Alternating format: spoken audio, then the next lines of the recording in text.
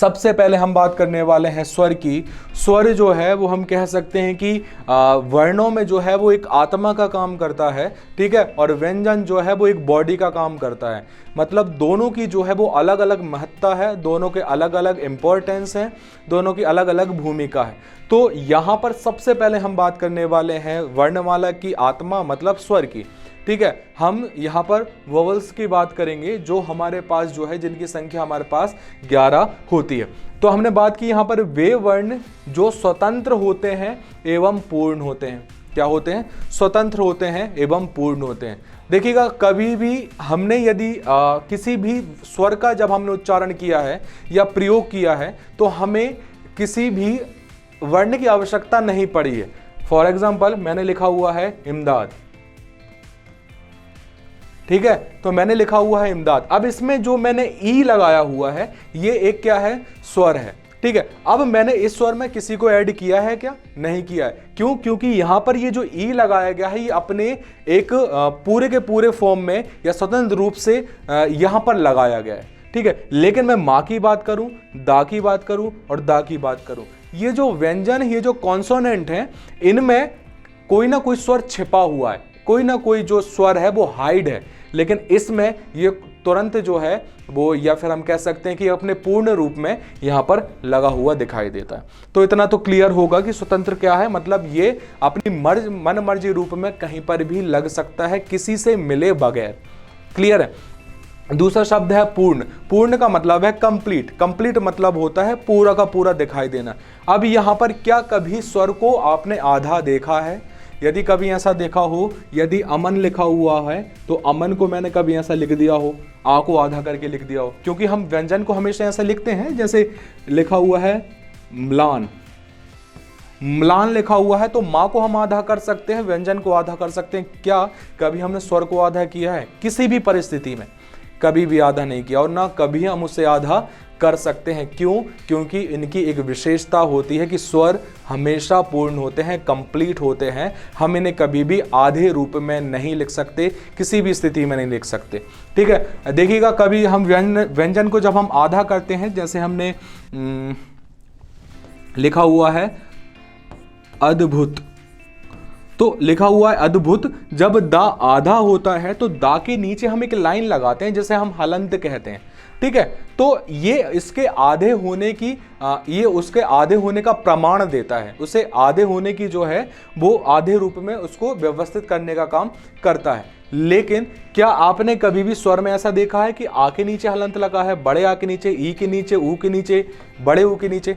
कभी भी नहीं देखा, क्योंकि यहां पर इसे आधे होने की जरूरत है ही नहीं है, क्योंकि ये होता ही नहीं है। क्लियर? तो इनकी दो विशेषताओं में ये स्वतंत्र होता है, पूर्ण होता है, तथा जिन्हें बोलने में किसी भी वर्ण की आवश्यकता नहीं पड़ती, मतलब हमें किसी भी वर्ण की आवश्यकता इसको नहीं है, ये स्वतंत्र रूप से प्रयोग में हो सकता है। इसे हम जो है वो स्वर कहते हैं, ठीक है। स्वरों की संख्या हमारे पास जो होती है वो 11 होती है। कौन कौन सी? आ, ई, उ, री, ए, आई, ओ और औ।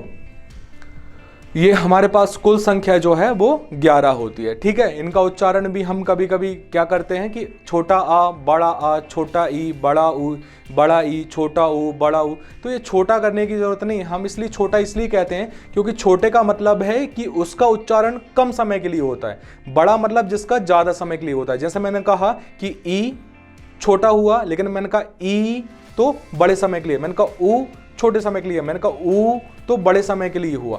तो जब छोटे समय के लिए होता है, कम समय के लिए होता है, तो हम वहां पर आपको वहां पर आप छोटे लगा देते हैं, और जहां पर ज्यादा के लिए होता है तो आप वहां पर बड़ा लगा देते हैं। इस तरीके से ही आप उनको बोलते हैं। लेकिन जब आप उनका उच्चारण करना सीखेंगे, जो कि मैंने कहा था कि मैं आपको विद कॉन्सेप्ट बताऊंगा, तो आप जब उनका उच्चारण करना सीखेंगे तो आपको खुद क्लियर हो जाएगा कि यार इसे हम छोटा और बड़ा क्यों बोलते थे, रीजन उसका क्या था, ठीक है। तो हर एक की जो है वो अपनी एक मात्रा होती है। जैसे हम एक वर्ण को हम यहां पर रख लेते हैं, जैसे हमने रखा मां, एक हमारे पास ये एक व्यंजन है। अब हर एक व्यंजन में मैं शुरू से एक स्वर को जोड़ना शुरू कर दूंगा। जैसे मैंने कहा कि मैंने इस आ को इस व्यंजन में जोड़ दिया, तो इसको कोई मात्रा लगेगी क्या? तो ध्यान रखना कभी भी इसमें कोई मात्रा नहीं लगेगी। क्यों नहीं लगेगी? क्योंकि जब किसी भी व्यंजन में कोई स्वर ऐड होता है तब यहां पर उसकी हलंत हट जाती है, केवल उसकी हलंत हटती है, उसमें कोई मात्रा नहीं लगती। अब यहां से एक प्रश्न और तैयार होता है कि हिंदी में मात्राओं की संख्या कितनी है। ठीक है, तो आप 11 स्वरों का सोच के 11 मत लगा देना, आप कितना लगाएंगे? केवल 10 लगाएंगे। मात्राओं की संख्या कितनी होगी? 10 होगी। क्यों? क्योंकि आ जब किसी भी व्यंजन के साथ जुड़ता है तो कोई मात्रा नहीं लगाता, अपितु उसके हलंत को हटा देता है। ठीक है, मात्रा नहीं लगाएगा। तो यहां पर जब मैंने आ को जोड़ा तो यहां पर ये इस तरीके से आपके सामने मां बन गया। ठीक है, अब मैंने बड़े आ को जैसे ही जोड़ूंगा, ये बड़ा आ, तो इसमें एक डंडा लगा हुआ है, दिख रहा है?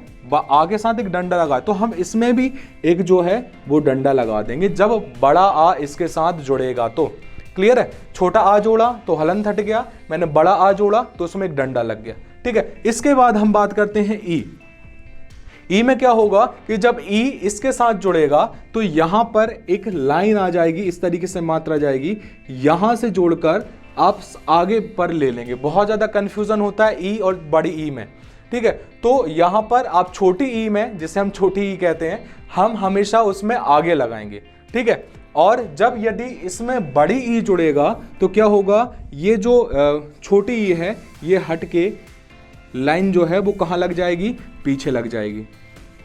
ये लग गया, तो पहले हमने छोटी ई में आगे लगा दी। ठीक है, छोटा जो मतलब हम कह सकते हैं छोटा एक सामने खड़ा हुआ है, बड़ा जो है उसके पीछे खड़ा हुआ है। तो बस ये ध्यान रखना, इससे आपको क्लियर हो जाएगा। छोटा आगे खड़ा है मतलब आगे लगेगी, बड़ा पीछे खड़ा हुआ है मतलब बड़ी ई पीछे लगेगी।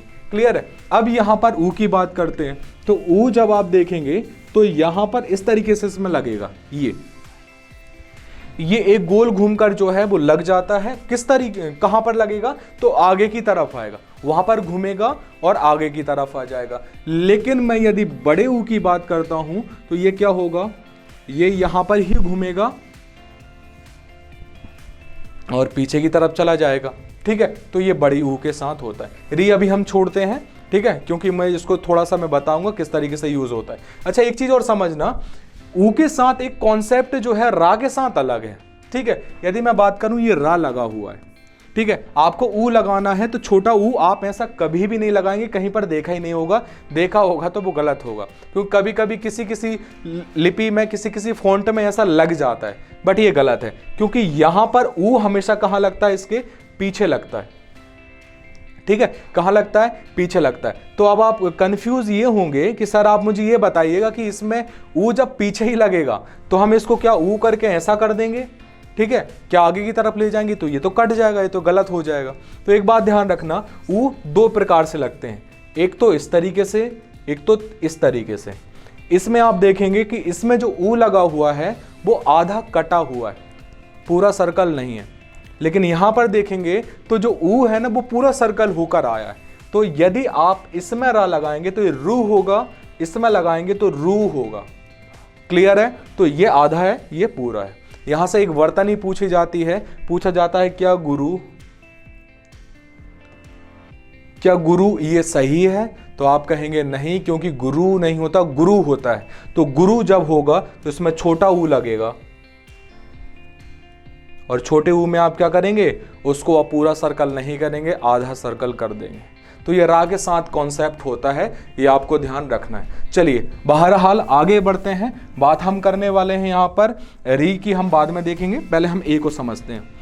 ए जब किसी भी व्यंजन के साथ लगेगा तो उसकी जो है वो मात्राएं कैसे लगेंगी?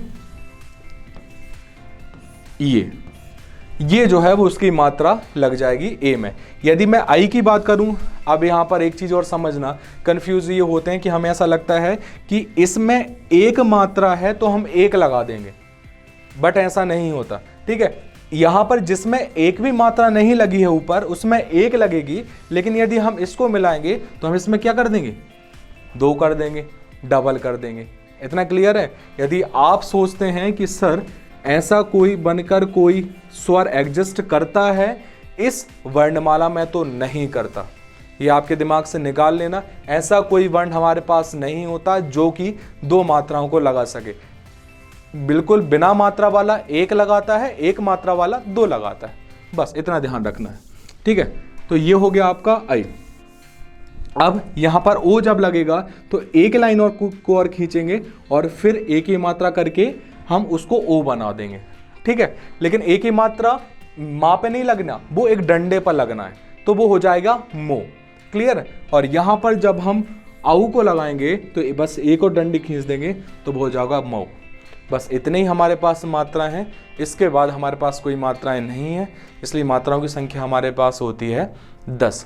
हम बात आगे करने वाले हैं री की, कि री कहाँ लगता है। तो हमेशा ध्यान रखिएगा, यदि ये माँ लिखा है और आपको री लगाना है तो ये नीचे से इस तरीके से लगता है। जैसे आपने लिखा मृत, पुलिस ने उस व्यक्ति को मृत घोषित किया, तो मृत में मां में रा इस तरीके से नहीं लगाएगा। ठीक है, मृत नहीं है, वो मृत है, तो इस तरीके से यहां पर हम इसका प्रयोग करेंगे, ये इस तरीके से लगता है। इस री का प्रयोग जो है वो अलग अलग जगह पर, अलग अलग क्षेत्रों में अलग अलग तरीके से होता है। कहीं पर इसको री बोलते हैं, कहीं पर इसको रू बोलते हैं। जैसे कहीं पर इसका उच्चारण होगा मृत और कहीं पर होता है मृत, तो अलग अलग जगह, जैसे अमृत लिखा हुआ है। ठीक है, तो इसको अमृत भी बोलते हैं कहीं कहीं किसी किसी जगह, और अमृत भी बोलते हैं। ठीक है, तो अलग अलग जगह पर अलग अलग इसका प्रयोग होता है। ठीक है, लेकिन इसका सही उच्चारण दोनों ही है, क्योंकि अलग अलग बोलियों का जब किसी पर प्रभाव पड़ता है, भाषा का प्रभाव अलग अलग जगह पड़ता है। जैसे मैं मराठी की बात करूं, मराठी का प्रयोग स्त्री पर ऐसा पड़ा है कि रू का यूज होता है, अमृत कहेंगे। ठीक है, हृदय कहेंगे, हृदय, लेकिन हमारे यहाँ पर हृदय कहा जाता है। ठीक है, जैसे यदि मैं मध्य प्रदेश की बात करूं तो यदि हम यहाँ पर री का प्रयोग करते हैं तो री का प्रयोग होता है। क्लियर है? तो ये आ, बड़ा आ, ई, बड़ी ई, ऊ, बड़ा ऊ, री, ए, आई, ओ, औ, इनकी अपनी अपनी एक जो है वो मात्रा होती है। केवल किसकी नहीं होती है? आ की मात्रा नहीं होती है। ये क्या करता है, जब किसी भी व्यंजन के साथ जुड़ता है तो उसका हलंत हटा देता है। एक प्रश्न और उठेगा, क्या सर यहां पर किसी भी व्यंजन में 2 मात्राएं लग सकती हैं? क्या ऐसा हो सकता है? मां में एक ही मात्रा भी लगा दी, ऊ की मात्रा भी लगा दी, ठीक है, या फिर ऐसा कुछ हो जाए, ई की मात्रा भी लगा दी, छोटे ऊ की मात्रा लगा दी, तो ऐसा कभी भी नहीं होता। केवल एक व्यंजन में हम क्या कर सकते हैं, एक ही स्वर को जगह दे सकते हैं। मैंने जैसे अभी बताया था ना, एक कॉन्सेप्ट बताया था, एक चीज बताई थी कि हमारे पास स्वर जो है आत्मा की तरह है, सोल की तरह है, व्यंजन जो है वो किसकी तरह है, बॉडी की तरह है। तो क्या एक बॉडी में आप 2 आत्माओं को डाल सकते हो? पॉसिबल नहीं है ना। तो इसी तरीके से हमें केवल एक व्यंजन में केवल एक ही स्वर की आवश्यकता पड़ती है। हम 2-2, 3-3 स्वर उसमें नहीं लगा सकते, एक ही स्वर उसमें मात्रा बनाने का कार्य कर सकता है। आप 2-2, 3-3 स्वर नहीं लगा सकते। मतलब ये जो इस तरीके से बना हुआ है ये केवल एक भ्रम है। आपने यदि इसको देखा है कहीं तो ये बस मिसप्रिंट हो सकता है, इसके अलावा और कुछ भी नहीं। इतना क्लियर है? तो ये हमने अभी जाना स्वर के बारे में। अब आगे बढ़ते हैं हम स्वरों के प्रकार के बारे। स्वर के हम जो है प्रकार देखेंगे, और प्रकार हमारे पास जो हैं वो 2 हैं।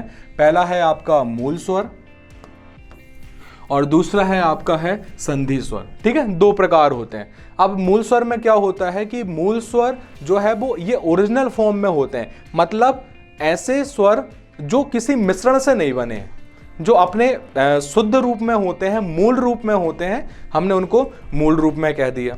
और दूसरा है संधि। संधि का मतलब है योग करना अर्थात जोड़ना। ठीक है, योग करना अर्थात जोड़ना, ये जो है वो आपका संधि स्वर होगा। तो संधि स्वर को भी हमने 2 भागों में बांट दिया है। 2 भाग कौन कौन से हैं? पहला है दीर्घ स्वर और दूसरा है संयुक्त स्वर। चलिए थोड़ा सा डिटेल में इसे समझने की कोशिश करते हैं।